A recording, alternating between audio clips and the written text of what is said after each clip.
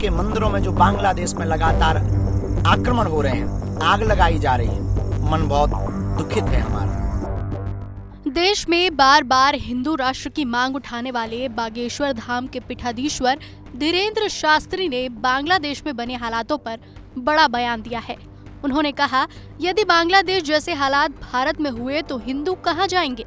उनके बयान के बाद राजनीतिक सरगर्मियां तेज हो गई है।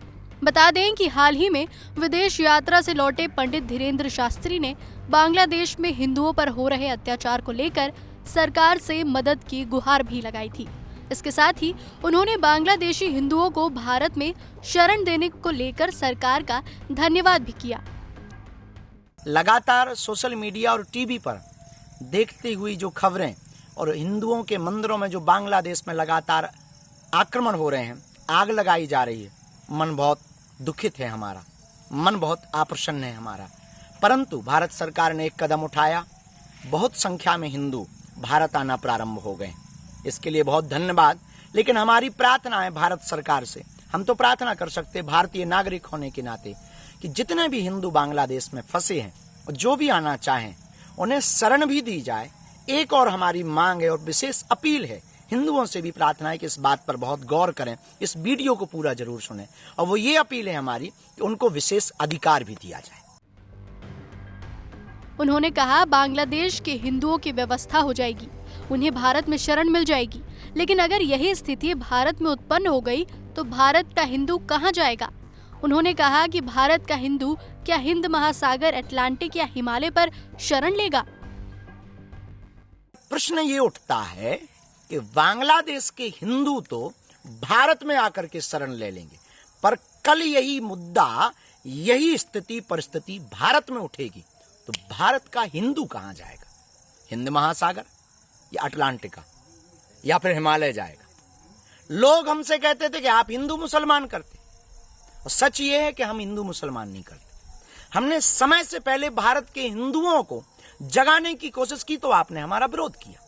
पर आज तुम्हारी आंखों के सामने, आज तुम्हारी मीडिया ही, आज आपकी ही वह सोशल मीडिया के मोबाइल पर वो वीडियो आ रहे हैं जिसमें चिघाड़ रहे हैं हिंदू, और एक विशेष संप्रदाय के मंदिरों पर, वहां के इस्कॉन मंदिर पर इसलिए जलाया गया क्योंकि वो हिंदुत्व का और सनातन का प्रचार कर रहे हैं। बागेश्वर धाम के पीठाधीश्वर ने आगे कहा, हम किसी मजहब के खिलाफ नहीं हैं, लेकिन बांग्लादेश में निर्मित हुए हालात कई सवालों को जन्म दे रहे हैं।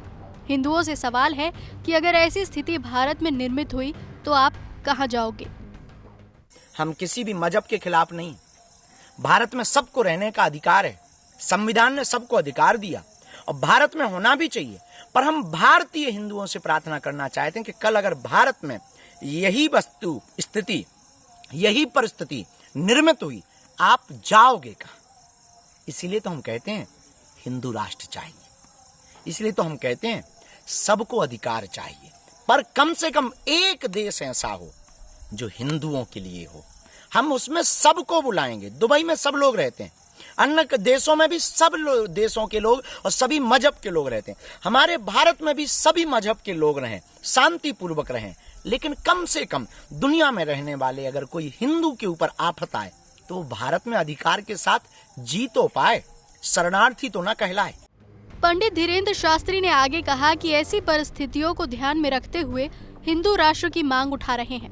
उन्होंने कहा, हिंदू को जगाने की जरूरत है, भागने की नहीं, वरना बांग्लादेशियों की तरह हिंदुओं को भारत भी छोड़ना पड़ेगा।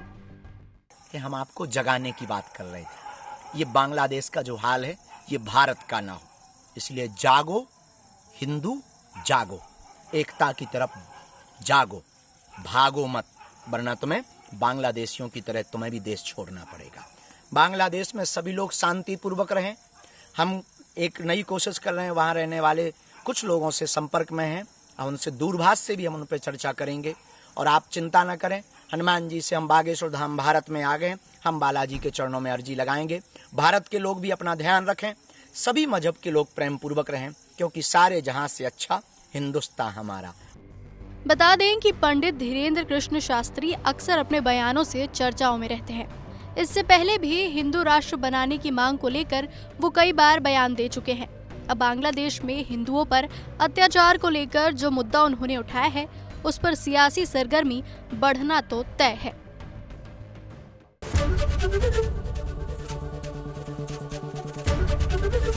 एबीपी गंगा, खबर आपकी, जुबान आपकी।